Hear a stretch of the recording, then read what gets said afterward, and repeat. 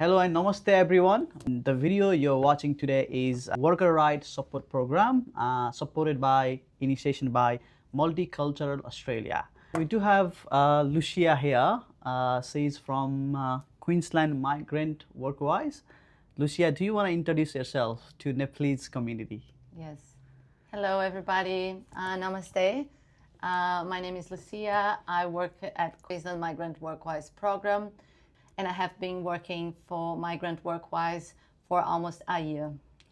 So this is an information program for you, all of you, because we all are migrant here and we work for someone else and we do not know our rights. Yes. We come from different countries, so we come here even if it's for study or to work directly. And when we are here in Australia, it's important for us to learn the rules and legislations here so we can understand if something is going wrong or not with us during our job. That's right. So usually because we are migrant, we are not confident with our language. The language in Australia, we have a language barrier when we come in our first day.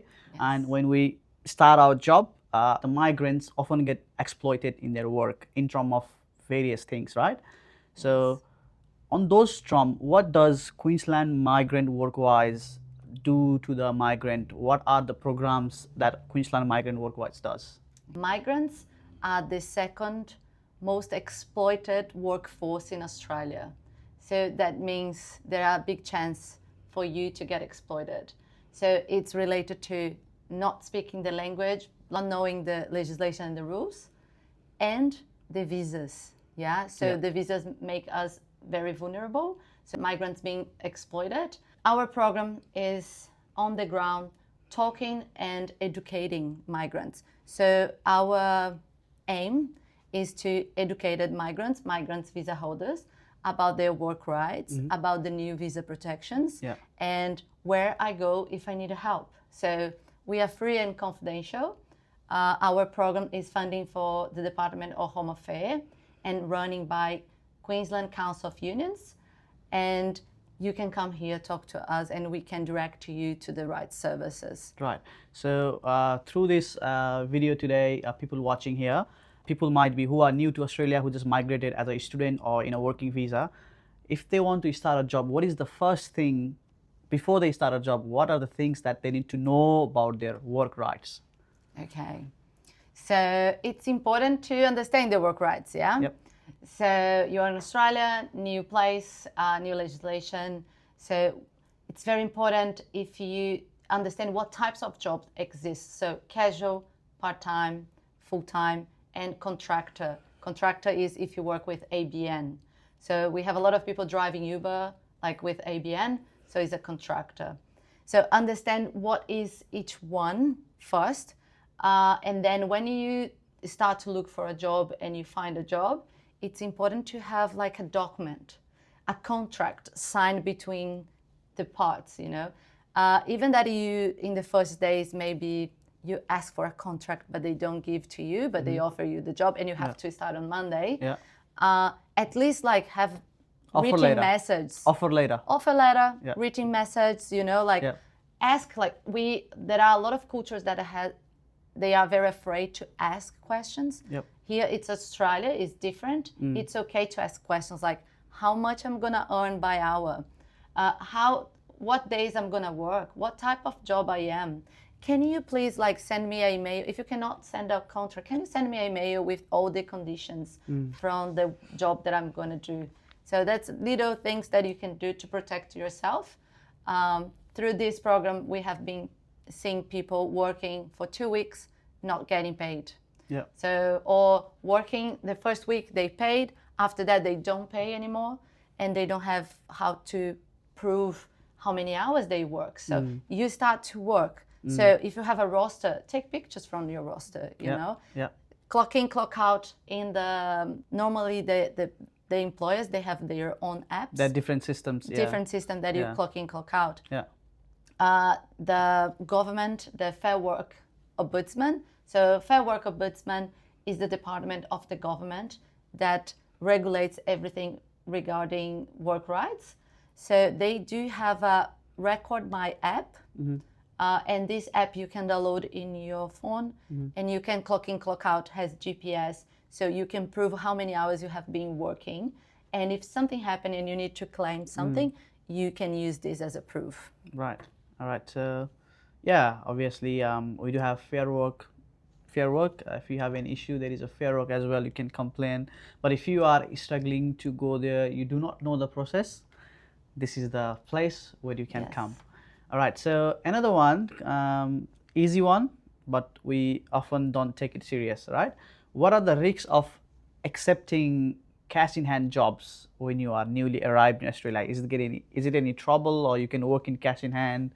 But when we talk about cash hand, do you know that when I arrived in Australia, one of the first place that I knocked at the door, the guy offered me $15 per hour cash hand. Yeah. I didn't know that was illegal here. Right. And there are a lot of countries that's normal to get cash in hand, yeah, as payment, you know. But here in Australia, if you don't have the relationship, so if they don't send you your pay slip, if they don't pay tax, if they don't pay your superannuation, that's illegal. Yeah. So if for any reason your boss decide to pay you in cash hand, but they pay all the entitles correctly, that's fine. That's fine. But that's normal nowadays. No one paying cash. Yeah. So when people offer cash hand, normally is to avoid to pay tax. So you are not gonna get superannuation too. Probably they will not pay you the correct minimum wage. So they will pay less than the minimum wage for you. Yeah. And for me, the most risk part is if something happened to you. So if you get injury in your workplace, who's gonna cover? I was about to do a question on that. I'll just carry over here. See, if someone is working for cash and experience a workplace injury, let's say now the boss gonna say, "Hey, you are not in my record. I'm paying you cash. You are not in my record." Can you tell that, or how should someone who is working at getting cash, how should he need to make sure that he's in the system of a business, right? Yes. So what are the ways to be in the right path? Yeah. So okay, if you're cash hand and something happened to you, okay, you were injured. Who is responsible for everything if you are not in the boss system? If you are not part, you don't exist in that environment, let's say that way. So you are responsible to pay everything. You are gonna have to pay doctors, hospital if you need a hospital or any treatment. And how I proved that I was working there. So it's just very hard to prove. Because just the money doesn't prove anything. So you will have to have proofs like roster, messages, and anything else. Offer letter, contract. Yes, but normally, if they are paying you cash in hand, hand, they will not they're give not you. going to make you, letters or offer letters or contract.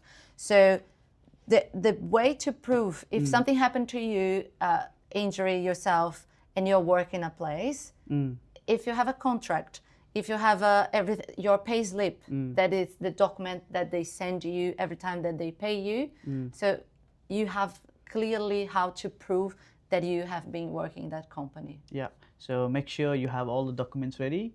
You should have, because there can be injuries happen, and we have seen people that have been injured, and just because they don't have workplace cover, they have to pay themselves from their pocket, and they're not being able to work anymore, and they have to go back to the home country. The dream is all gone, right? Yes. And work cover is insurance that the employer has to have. So every employer, when they have workers working for them, they have to have work cover. And work cover is insurance for if anything happened with one of the workers, they will cover like any treatment, hospital, GP, any cost that they have because of the injury that they have during the work. Right, that's right. Okay, let's move on to another question. If someone is being underpaid, he's been paid in tax, he's been underpaid, he need to do overtime, but he's not getting paid, and he's treated very unfairly at work. So where should he go? Where should he look at? Okay. Where can he find all the information? So the first question that I will ask is, are you from the union? Because if you're from the union, I will tell you, go to the union, talk to your organizer, and they will help you with everything related to underpayment or not paying super, anything related to industrial advice, so everything related to work rights. But if you're not from the union, so you have few places to go. You can come to us and we can direct to you the correct service, try to guide you as much as we can to help you to find how to claim all this. There is JobWatch. JobWatch is a website that you can call to and call them. They will give you advice related to work rights. You can go to Fair Work Ombudsman too webpage and call them too.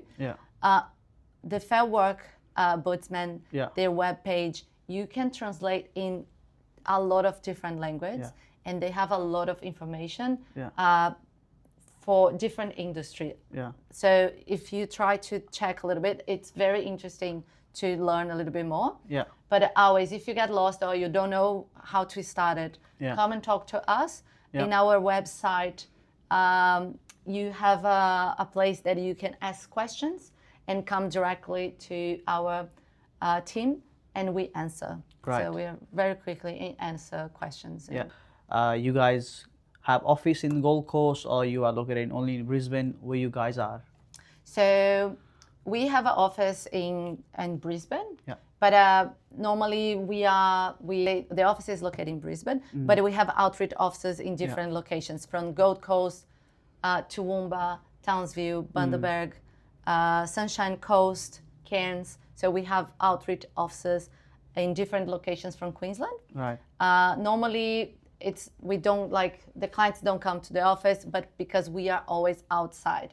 We do like a lot of festivals and education sessions. So through the program, we go to the community and we talk, like we do education sessions in the store, and that's beautiful. So any problem, so people can jump into your website, maybe email, or there is a phone number. If you need a free advices, they can reach to you guys. And you guys also might have a voluntary lawyers, or if they have to go to lawyers because lawyer fee is too expensive. How it works is, so through this program, if you are migrant visa holder, so if you're a sponsor visa, a student visa, any visa, if you hold any visa and you are going through exploitation, so something happened in your workplace, with these two things together, we can refer you to a lawyer, immigration lawyer, for free. So we can put you in contact with the immigration lawyer for free. When I was a student here, I didn't know that I could be part of the union. And this is something very new for me. So I have been working for the union, has been a year. And if you are, doesn't matter your visa status. So you can be part of the union. And the unions are the ones that help workers to have better benefits, to have better entitlements. And they give all the advice, help you with all the claims. So they help you through all these stages related to unpaid wages, or something happened with my super, or anything related to your work rights. The union will be there to help you. So first thing first, you always talk with your boss.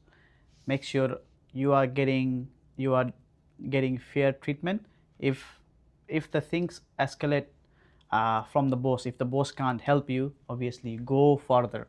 You join the union. And so you reckon it's best for students, anyone who work in whatever industry. So union is for every industry, hospitality industry. A lot of people who work from our community in nursing. There is a industry for union for nursing as well. HCare. There are different unions for different industries, right? Yes, there are different unions for different industries. So if you're a teacher, there is teacher unions. If you're a nurse unions. Hospitality, United Works unions. If you work with IT or engineer, Professional Australia's unions. So there are different unions for each industry. Some unions, they have memberships free for students. So you don't need to pay and you will be covered. Yeah. And some unions, they have visa assist. Yeah. So it's related to visas. They can provide you a lot of assistance for visas. Right. If you're not a student, there is a fee to pay every fortnight. Yeah. The cost depends of the union. But when we talk about lawyers, it's like 1 hour from an industrial lawyer. It's normal 600 to 700.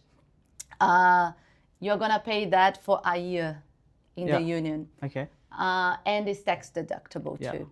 So you can claim tax for that. And you can claim tax. Beautiful. That's amazing.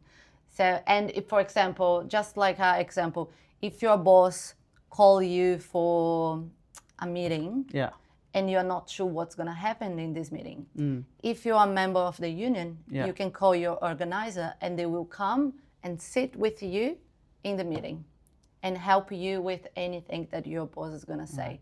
So the best way is not to wait until you have a problem. Right. Because it's like if you crash your car, if you have a car, you crash, you're going to call the insurance and say, hey, I have a car, I crashed, but can you help me now? Yeah. No. So the unions works in the same way. So you need to be member to participate of the movement. Yeah. And if you have an issue, you're going to call them. So don't wait until to have an issue. And it's not just being part of the union. It's much more than talking about just yourself. It's talking about a movement and to help yourself and others to have better entitlements, benefits. And every year, before 1st of July, it's the unions that sit in front of the government to discuss about the increase of all payments. Right, that's right, yeah. So it's incredible job that they do in the background. So union are the ones who is raising their voice, hey, there should be fair treatment, more pay for these people who are working in these industries like that, yeah? Yes, 100%. That's what we hear the news. Or about the breaks, superannuation, equally pay for women, all the things who fight for was the union. Yeah, that is completely right. Yeah. Cool. All right, let's go to basic stuff here. So that was a lot of information already. Thank you again. And so obviously I want to focus more to our international student here. So what will be the practical advice that you will give to international students and new migrants who are looking for their first job? Very basic question. So first thing, it's important to check your visa. What are your if you do have work limitation or not. Yeah. So some students will be able to work just 48 hours for fortnight. Some students will be able to work, we are allowed to work full time, but it's important to check. Yeah.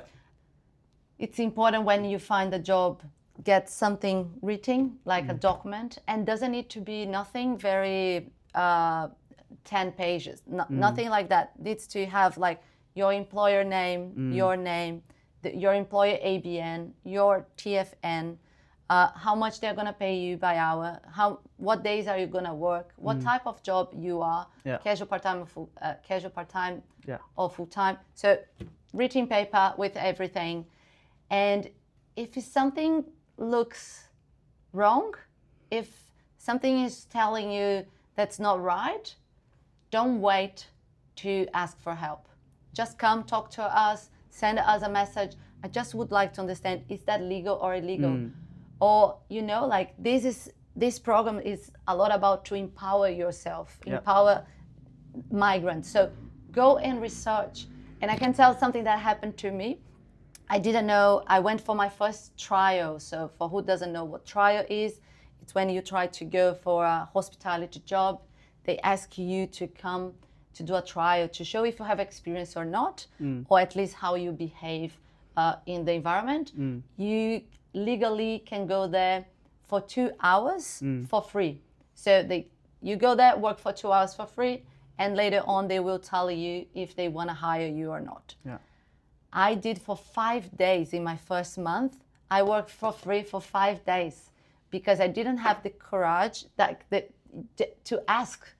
I didn't have English. I was afraid. In my mind, I thought I got the job. You know, like Yeah. the lady asked me to come to the next day, and in the next day she told like, can you come tomorrow? It's training for a whole week. Whole week. You're not So, getting paid. No, she asked me to come. So in my mind, I say, I got a job. You know, I was so excited because I would like to work in hospitality, to train in my English, to practice and practice. And in the end, I work for 5 days for free. And that's exploitation, right? Exploitation, yes. You're unpaid. And if something happened to me during that 5 days, who will cover? Who will help me? Yeah. So it's very dangerous. So if you think that is something not going right, please put your hands up, ask a question, research about it. You know, it's what I should have done in the past. I should stop and say, this is weird. Let me check how it's the trial in Australia, how they should pay, what they should ask, these kind of things. Beautiful. Again, thank you for today. Again, if there is an issue related with your work rights, you're not sure, you wanna know your work right, you wanna know whether you have been exploited or not, or whether you have been unfairly treated, please do not hesitate to ask them. You can go to Queensland Migrant website. You can find an email, you can find a phone number there. Give them a call, and they will be more than happy to help you. And it's free. Thank you so much, Lucia, for today. Thank you so much. Thank you. Thank you. Bye.